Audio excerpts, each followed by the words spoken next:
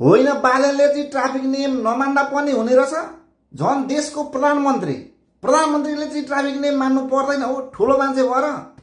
राम ल हेर्नु त, आफै ड्राइभर भएर हिँडिसकेपछि, गाडी चलाइसकेपछि त कम्तीमा सिट बेल्ट त बान्नुपर्छ नि, कि त्यति पनि थाहा छैन।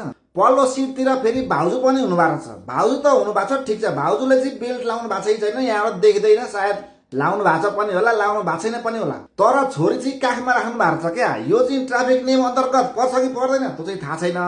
तर सुरक्षाको हिसाबले चाहिँ यो जोखिमपूर्ण यात्रा हो क्या।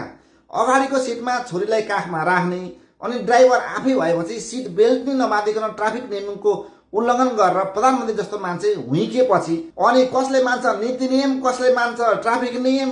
जो अगुवा उही बाटो अगुवा भएपछि बर्बाद भएन? हर्क साम्पाङले हेलमेटको बेल्ट नलाइकन बाइक कुदाए होइन, एक हातले बाइक कुदाए भनेर चिट काट्ने, जरिवाना गर्ने ट्राफिक प्रहरीले अब बालेन शाहलाई चाहिँ जरिवाना गर्छ कि गर्दैन त? नियम कानुन त सबैलाई बराबर होला। सानालाई चाहिँ नियम कानुन लाग्ने, घाँटी समाइहाल्ने, ठुलालाई चाहिँ नियम पनि नलाग्ने, कानुन पनि नलाग्ने भन्ने कुरो त हुँदैन होला। अस्ति भर्खर सरकारले फेरि ट्राफिक नियमको नयाँ नियम ल्याएको छ। 20,000, 25,000, 50,000, 1 लाखसम्म जरिवाना गर्ने भनेर चाहिँ पुरै लिस्ट तयार पारेर नयाँ नियम ल्याएको छ।